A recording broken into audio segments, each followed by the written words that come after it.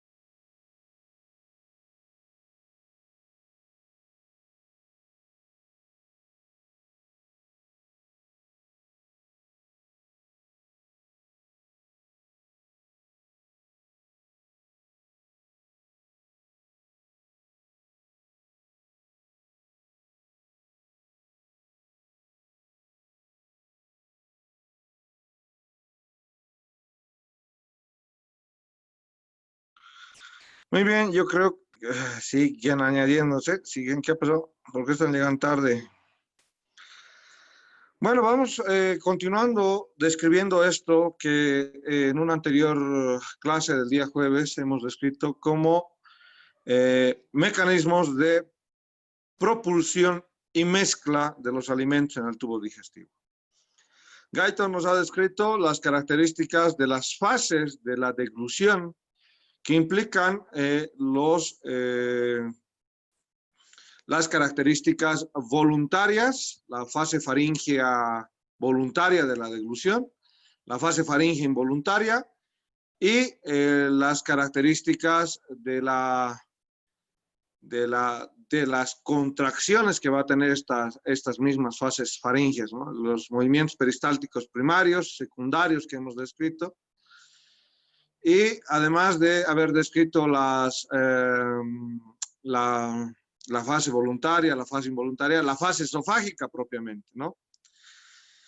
Bien, luego de haber descrito esto, nos hemos ido un poco a entender las características nerviosas de dicho proceso. Hemos descrito el centro de la deglución en lo que respecta al bulbo raquídeo. Hemos descrito como centros de control nervioso lo que se encuentra a nivel del tracto solitario, en el mismo bulbo raquídeo. y cómo la información llega a través del glosofaringio en respuesta, ¿no? Hemos mencionado, ¿qué más? La relajación receptiva del estómago. Acá vamos a ir marcando la porción de estómago y hemos mencionado propiamente la relajación receptiva del estómago para el bolo alimenticio. La función del esfínter esofágico inferior, acá, y hemos hablado de una enfermedad, ¿no? La enfermedad por reflujo gastroesofágico, alergia, enfermedad por reflujo gastroesofágico, teniendo en cuenta que este esfínter tiene que resistir presiones de alrededor de 30 milímetros de mercurio. Hemos hablado de las funciones motoras propias del estómago en relación a los movimientos de propulsión y a los movimientos de mezcla. Hemos dividido al estómago en dos segmentos. Una porción que la hemos descrito oral y la otra porción caudal, dentro del espectro fisiológico.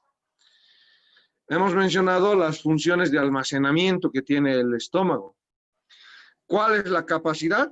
Entre 0.8 litros y 1.5 litros. Esa es la capacidad del estómago. Hemos mencionado que las características de almacenamiento provocan las distensiones. No será lo mismo comer pues una ración adecuada que comerme unos 3 platitos de la tarde o 3 platitos a mediodía, o comerme un chicharroncito, un completo de 80 bolivianos yo solo, ¿bien? O comerme un plato de charque yo solo, ¿no? Ahí están los brasileños, hay que ya habrán probado el chicharrón, el charque. Son comidas típicas, donde hay que probar, entre viajar e ir a un lugar, hay que probar de todo, y realmente he conocido el lugar.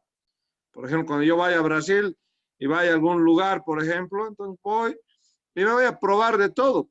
Me van a ver cosas que me gustan, cosas que no. Entonces, pero voy a probar y voy a conocer, así realmente voy a conocer. Hemos hablado de los reflejos en torno al estómago, como el reflejo vagovagal, para las características de la secreción y el control de los movimientos de mezcla y propulsión. Hemos hablado de las contracciones de hambre, ¿no? En torno a las características de que cuando el estómago permanece vacío, se producen unas contracciones peristálticas rítmicas que suelen hacerse, si son más sucesivas, suelen hacerse más potentes y a veces llegan a producir contracciones tan continuas y tan permanentes que pueden llegar entre 2 a 3 minutos. Nosotros estábamos mencionando el vaciamiento gástrico, por esto que representa el píloro. Luego de mezclar el alimento con estos movimientos de propulsión y mezcla, el resultado es la formación del quimo. El quimo tiene que dirigirse a la porción de duodeno y lo va a hacer con un control hormonal y nervioso. Les decía hormonal, ¿por qué? Porque va a existir la colecistocinina que va a ir a inhibir las características del vaciamiento de estómago, ¿no? Si bien estimula la contracción biliar y las contracciones del conducto principal del colédoco, lo que va a hacer es detener un poco el vaciamiento del quimo, disminuir la velocidad, ¿no? Entonces eso es un control hormonal que ejerce otro segmento sobre el vaciamiento gástrico. Lo mismo, el control nervioso. Entonces, existen características de estimulación parasimpática que me dan la onda peristáltica potente de empuje, que según el duodeno tenga y esté vacío, puede esta onda de empuje producida por el parasimpático vaciar grandes concentraciones de quimo al segmento del duodeno. Así cuando una persona está comiendo de manera apresurada, como los internos de medicina, el residente, e incluso el médico de guardia, ¿no? Porque a veces hay cosas que atender de manera urgente, ¿no? Entonces ahí está este efecto de la onda peristáltica.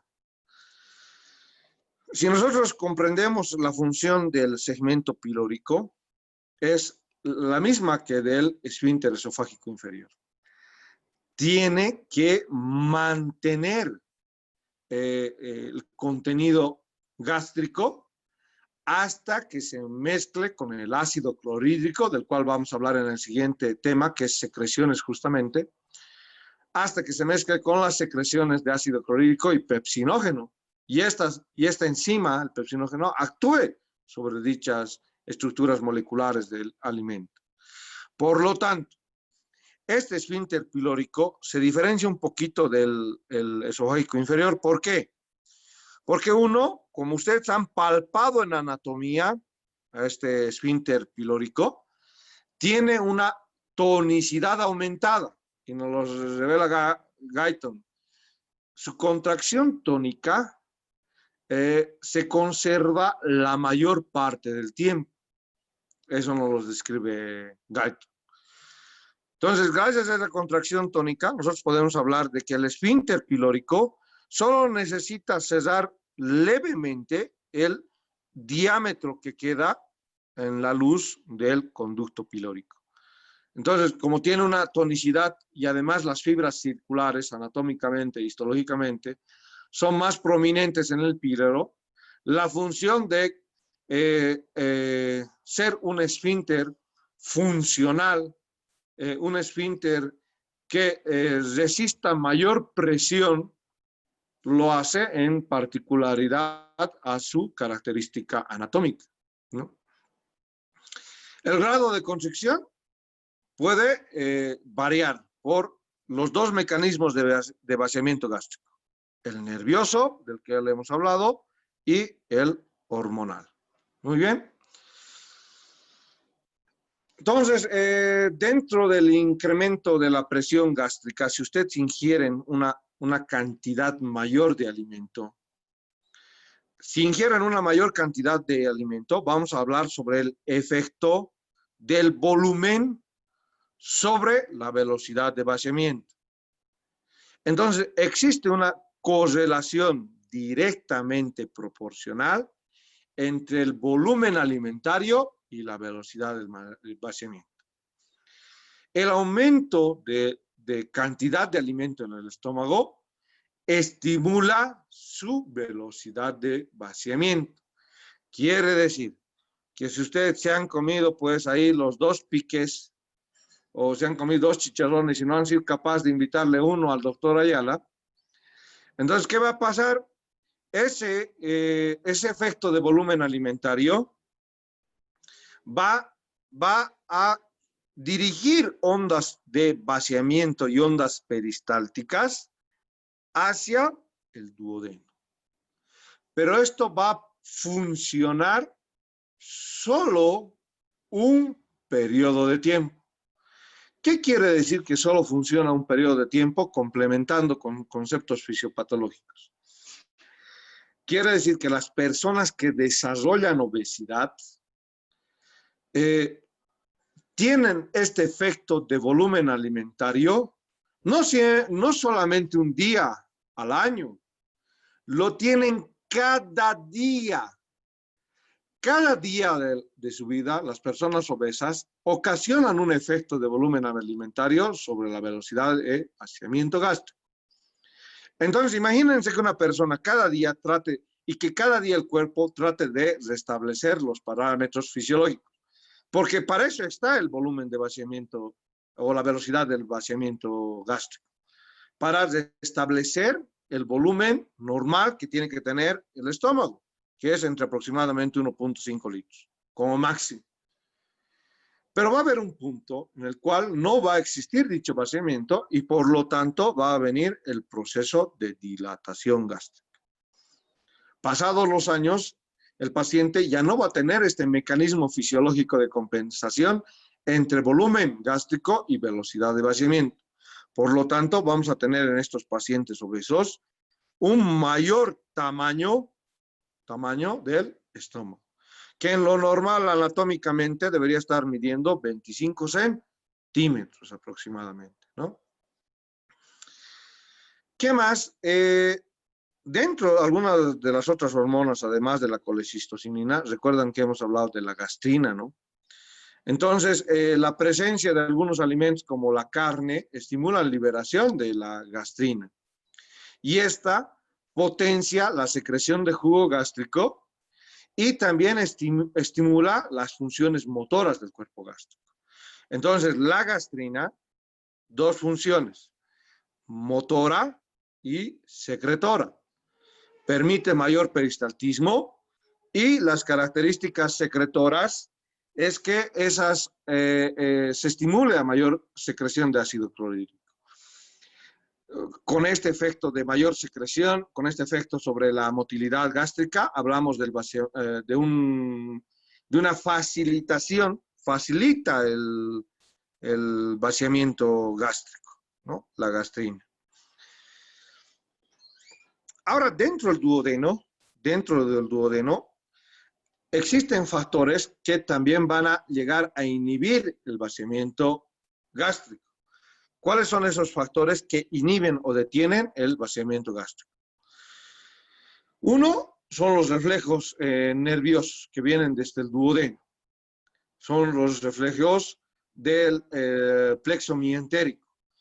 Cuando se dilata el duodeno por presencia de alimento, ese estímulo nervioso va a hacer que se manden señales al estómago de inhibición para el vaciamiento.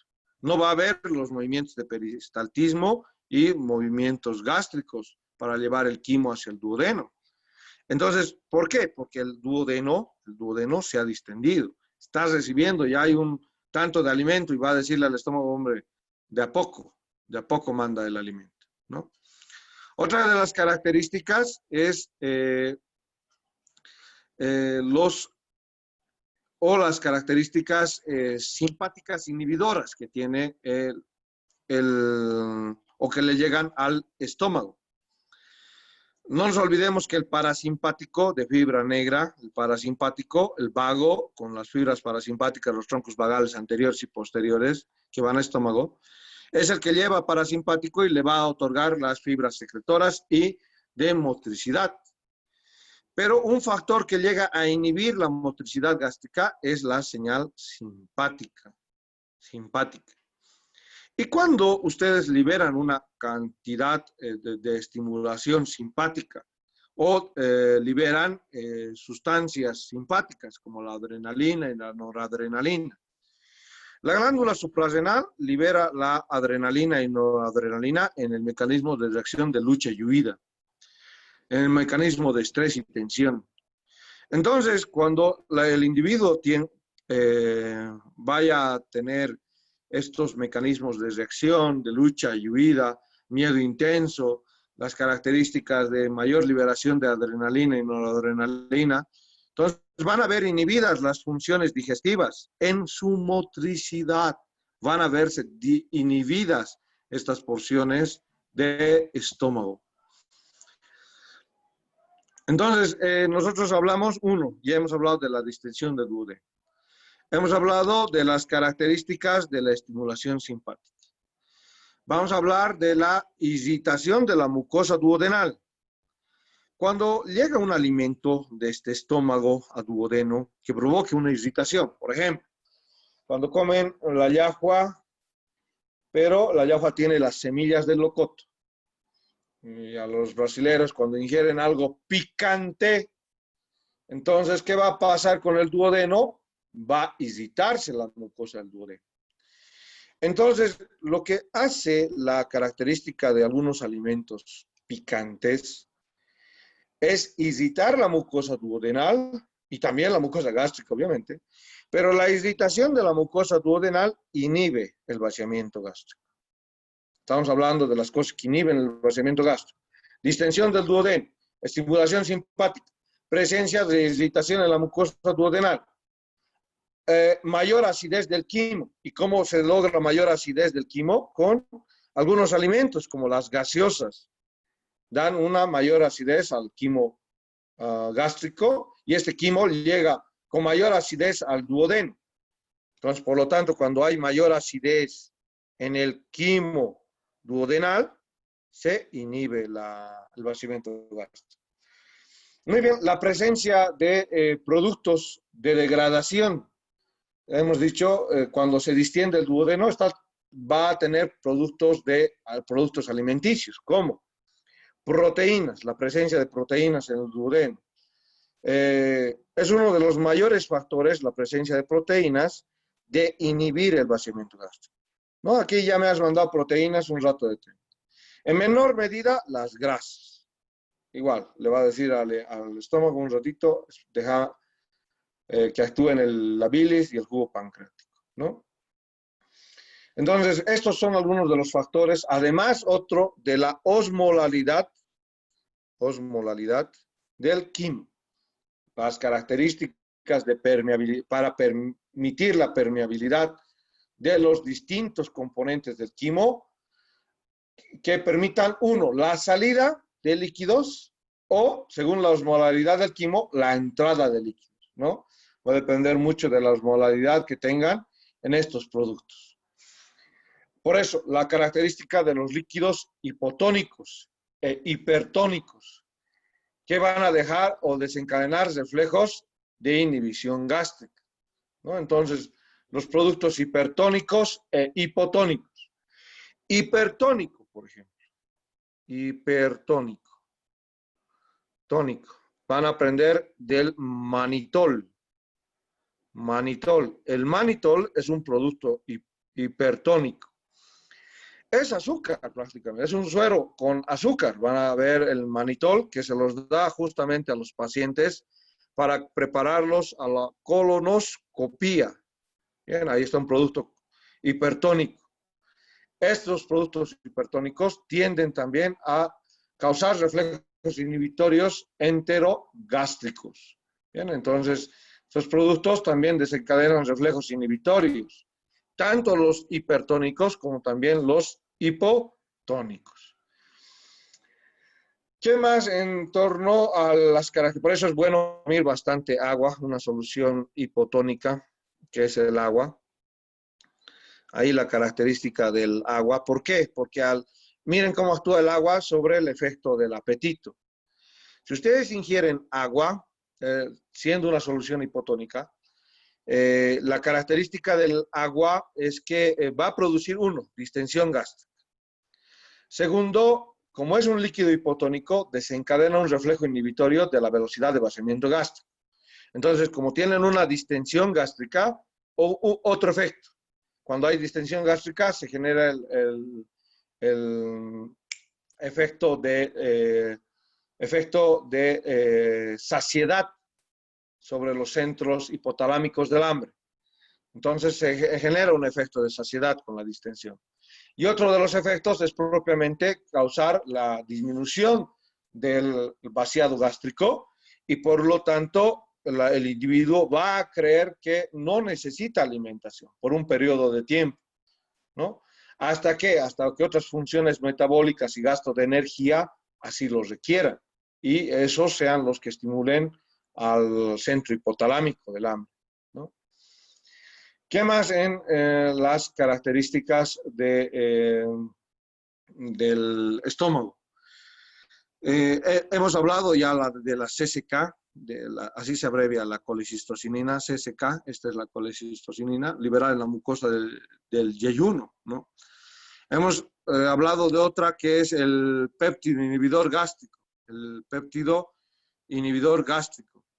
En sus siglas en inglés está abreviado generalmente así, de esta manera, péptido inhibidor gástrico, el HIP.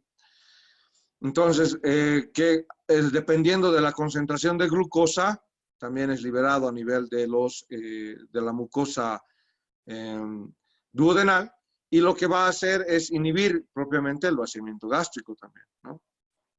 Recordando esta acción del vaciamiento gástrico. Muy bien, pasando a otra parte, nosotros tenemos estas contracciones en segmentación, cuando una vez que el quimo ha llegado a la porción de duodeno. Entonces, en el intestino delgado tenemos los distintos, acá se muestran los distintos tipos de peristaltismo y contracciones de segmentación que se producen. Y esto depende de los dos tipos de fibras de músculo liso que se han estudiado en el intestino delgado. fibras circulares, fibras longitudinales. Ambas fibras van a dar un mecanismo de contracción de tipo regular, acá está de tipo con espacios regulares, contracciones aisladas, contracciones con espacios irregulares y con débiles espaciamientos y contracciones débiles y espaciamientos regulares. Quiere decir que las contracciones débiles no llegan a formar un anillo de contracción, ¿no? Entonces, eso para las características de las contracciones débiles y espacios regulares. Son regulares las contracciones, pero no llegan a generar un mecanismo de propulsión adecuado. ¿Dónde se da generalmente esto? En los estudiantes de medicina. ¿Por qué? Porque el estudiante de medicina pues come, ya saben, en 5 minutos, 2 minutos, cosa que no debe ser así. Ya sabemos el problema, les estoy planteando un problema de salud. Esto de la alimentación rápida es un problema o genera problemas en la digestión, como síndromes de malabsorción digestiva, síndrome de malabsorción intestinal. Por lo tanto, los nutrientes que deberían ser absorbidos no son absorbidos. Y pese a que el interno, el estudiante de medicina me diga, me alimento bien, como 3 veces al día, 4, incluso 5. ¿Cuántas veces mastica? ¿Cuánto tiempo le dedica a la digestión? Entonces, ya está el problema, hagamos algo ante el problema. Si les estoy diciendo que este es el problema, no lleguen pues a internado y repitan el problema. Es como decirles, lleguen a internado, ahí consumen Coca-Cola. Ustedes van, llegan y toman Coca-Cola, ¿no? Entonces, van porque y hacen lo mismo que los otros con el resto del personal de salud. Como si fuera cosas de herencia. No, son hábitos. Y los hábitos tienen que cambiarse por cosas que sean más saludables. Entonces, cuando vayan a comer, generan un espacio adecuado de intervalo. El que vayan a comer 2, que coman bien su media hora o 45 minutos, o que la mitad del grupo en internado vaya y luego la otra mitad en los otros 45 minutos. Y así generar una repercusión sobre este concepto fisiológico de no generar ondas débiles ni espacios regulares. Esto tienen. Hay los espacios, hay el peristaltismo, pero esto genera síndromes de mala absorción, porque la calidad, como le describe Kay Moore, de propulsión no es la adecuada para que se quede el tiempo suficiente para realizar la absorción de nutrientes. En el intestino delgado, estos mecanismos de propulsión que tienen que ser a intervalos regulares, quiere decir a un ritmo de 0.5 a 0.5 a 2 centímetros cada segundo. Entonces, acá nosotros mencionamos ese mismo intervalo en distancia, ondas que recorren 2 centímetros por segundo. Bien, entonces, acá están en intervalos regulares cada 2 segundos, entre 0.5 a 2. ¿De qué depende los intervalos de entre 0.2 a 5? De la presencia o no de alimentos, ¿no? ¿Y de qué va a depender? De la velocidad que ustedes le ingieran al alimento. Entonces ahí están pasando una cuchara, 5 cucharas o todo el plato en menos de 1 minuto, todo el plato. Ya está el problema, hagamos uso de conciencia, particularmente igual mi persona, igual los que trabajan en el servicio de emergencias. Ya está bueno decirlo, ya se ha reconocido. Ahora hagamos algo en torno a esa característica. Entonces ahí está 0.5 a 2 centímetros por segundo, esa es la velocidad promedio que se tiene.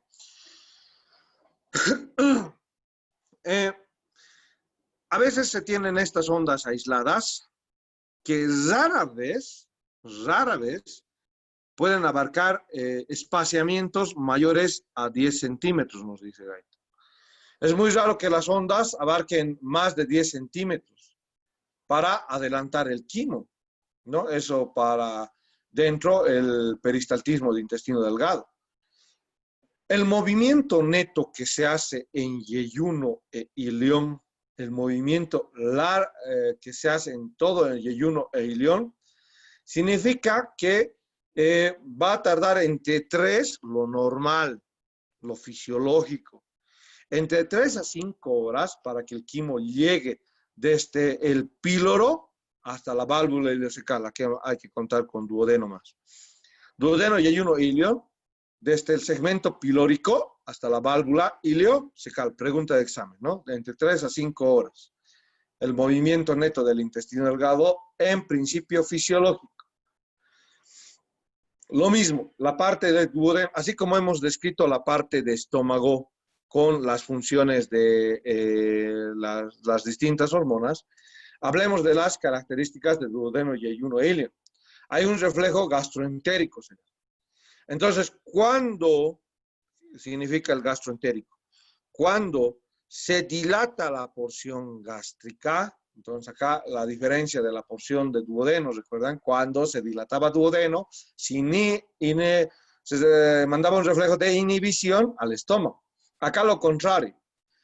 Cuando se dilata estómago, dice el concepto, cuando se dilata estómago, lo que va a venir es un reflejo gastroentérico y lo que va a producir es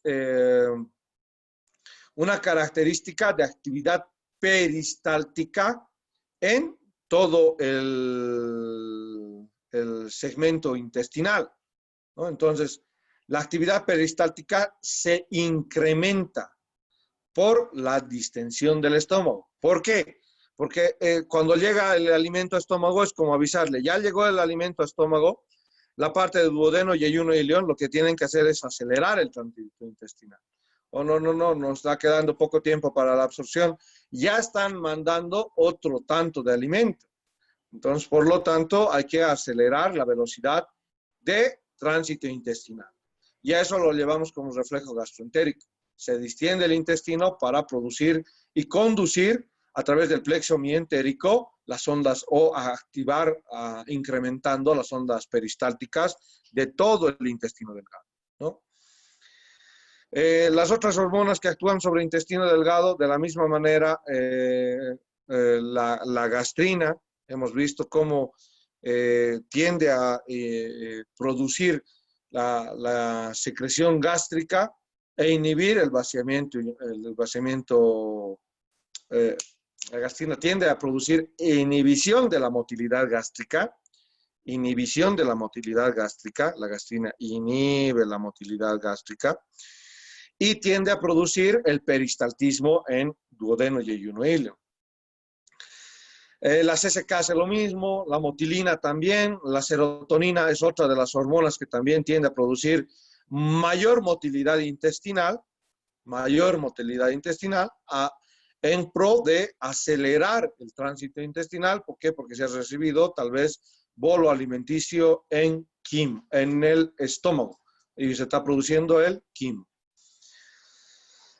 Muy bien, ¿qué más en todo este mecanismo? Hay algo que se llama la acometida peristáltica y vamos a ir reconociendo qué es la acometida peristáltica. ¿A qué lo voy a describir como acometida peristáltica?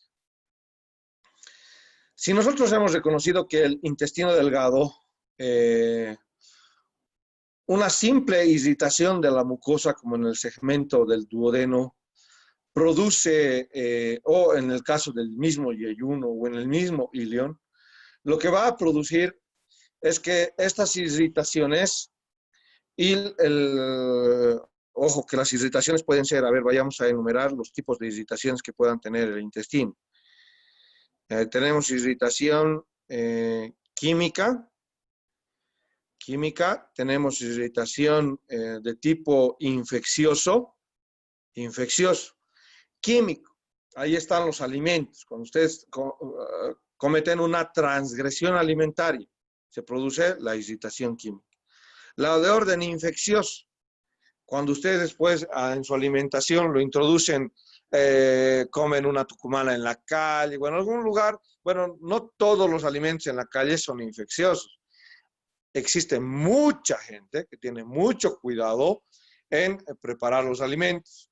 Y otra de las cosas es que pues muchos de ustedes tienen las características de microorganismos saprófitos que a lo largo de su alimentación en toda su vida han ido conviviendo con algunos microorganismos, ¿no?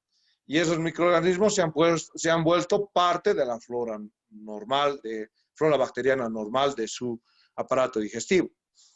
Entonces, esta irritación que les decía, de orden infeccioso o de orden químico, puede producir un aumento del peristaltismo, rápido y potente.